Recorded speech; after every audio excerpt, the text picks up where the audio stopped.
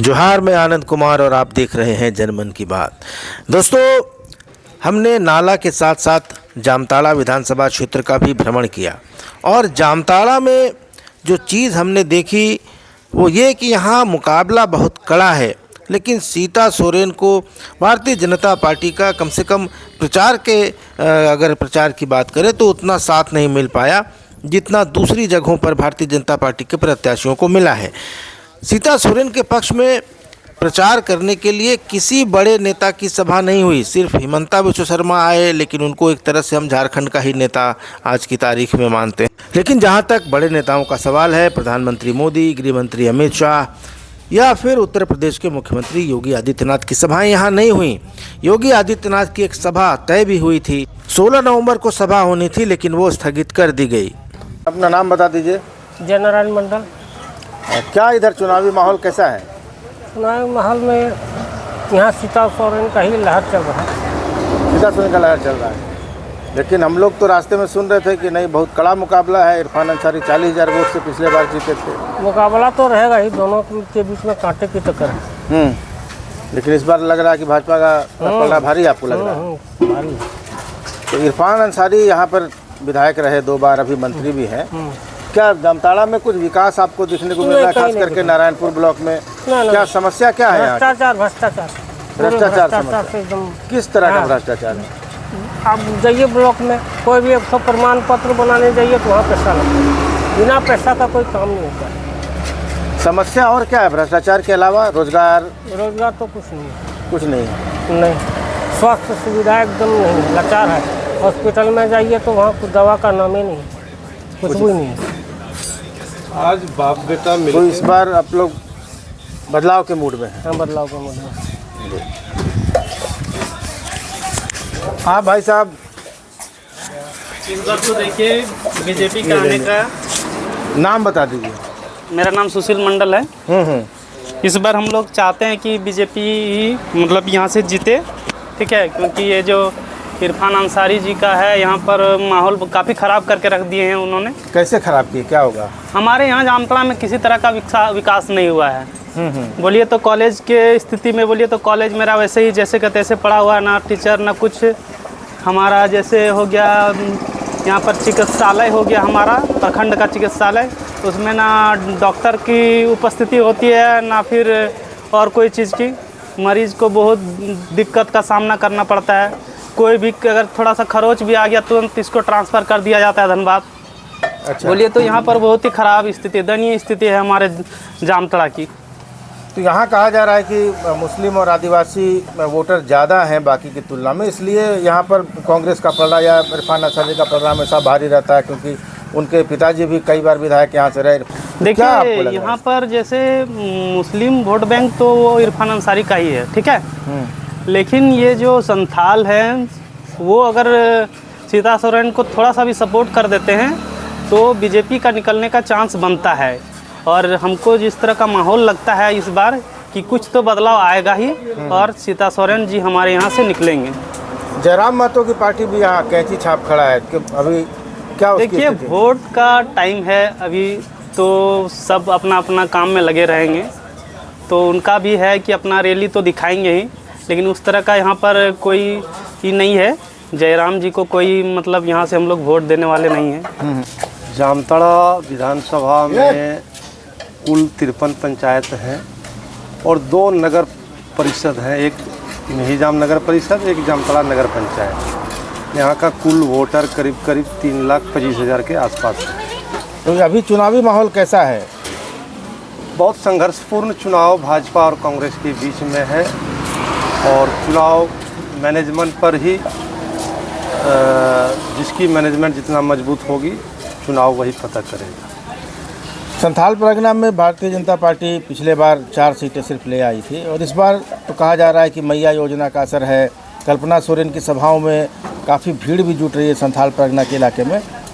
जामताड़ा में भारतीय जनता पार्टी की तरफ से क्या कोई बड़ी सभा हुई, कोई बड़े नेता आए? हेमंता जी का कल कार्यक्रम यही नारायणपुर पंचायत के, नारायणपुर प्रखंड के मोहनपुर गांव के समीप, मोहनपुर पंचायत के समीप में हुआ था और अच्छा कार्यक्रम हुआ। और नॉमिनेशन के दिन में हेमंता जी आए थे, शुभेंदु अधिकारी जी जो बंगाल के नेता प्रतिपक्ष हैं वो आए थे, और डोर टू डोर कैंपेन चल रहा है। बाज़ार में, शहर में, देहात में भी सीता जी भी लगी हुई हैं, पूरे संगठन के लोग लगे हुए हैं और डोर टू डोर प्रचार पर विश्वास कर रहे हैं। चुनावी सभाएं होती हैं आकर्षण के लिए, लेकिन मेन है कि डोर टू डोर, घर से घर कनेक्ट करना और लोगों को अपने बात को रखने के लिए और भाजपा के पक्ष में वोट करें, क्योंकि यहाँ का स्थिति बहुत ही ख़राब है और घुसपैठिया संथाल परगना का एक बहुत बड़ा मुद्दा है और जामताड़ा भी उससे अछूता नहीं।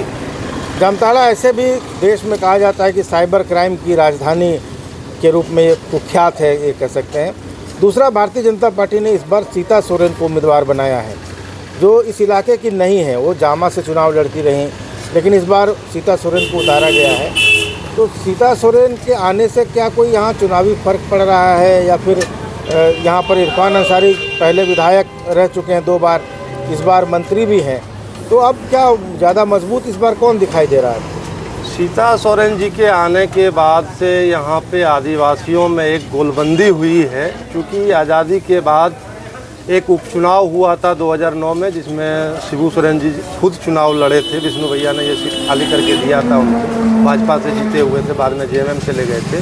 जब तमाड़ चुनाव हार चुके थे तो उनको कोई लड़ने की सीट नहीं थी, तो जामताड़ा लड़े थे और गुरुजी जीते थे।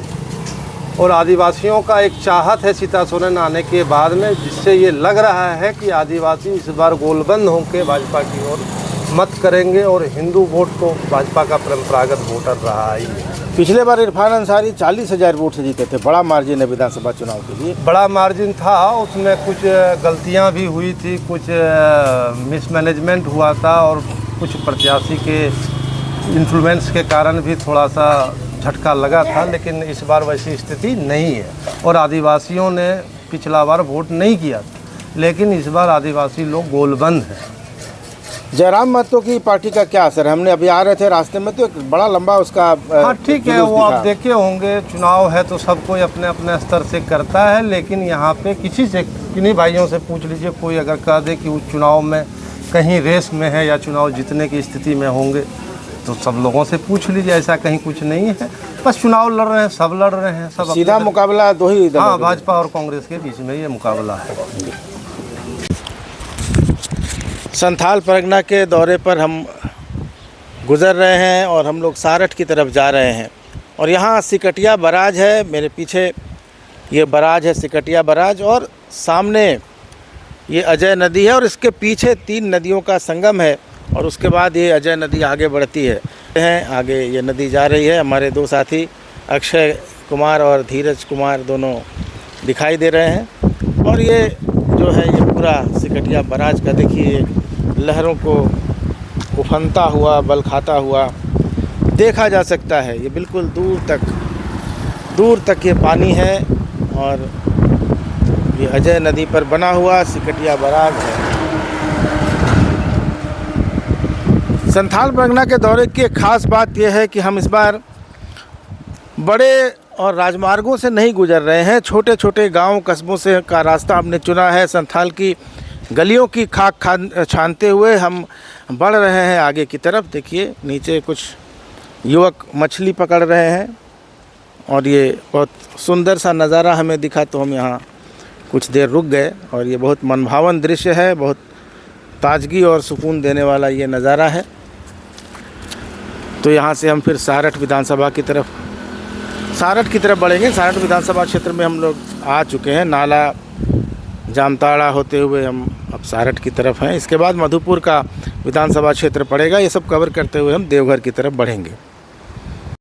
तो जामताड़ा में मुकाबला बेहद कांटे का है और भारतीय जनता पार्टी के समर्थकों को या भारतीय जनता पार्टी को इस बात का भरोसा है कि आदिवासी वोटों को अपनी तरफ वे करने में सफल रहेंगे, खासकर संथाल वोटों को, और अगर ऐसा वे कर पाए तो भारतीय जनता पार्टी यहाँ जीत सकती है। लेकिन फ़िलहाल जो परिस्थिति है, मुकाबला बहुत कांटे का है और अभी की बात करें, अगले 1-2 दिन में क्या रुख होगा या क्या माहौल बदलेगा उसको नहीं कहा जा सकता, लेकिन अभी की बात करें तो यहाँ कांग्रेस के प्रत्याशी इरफान अंसारी का पलड़ा थोड़ा भारी दिखाई ज़रूर दे रहा है।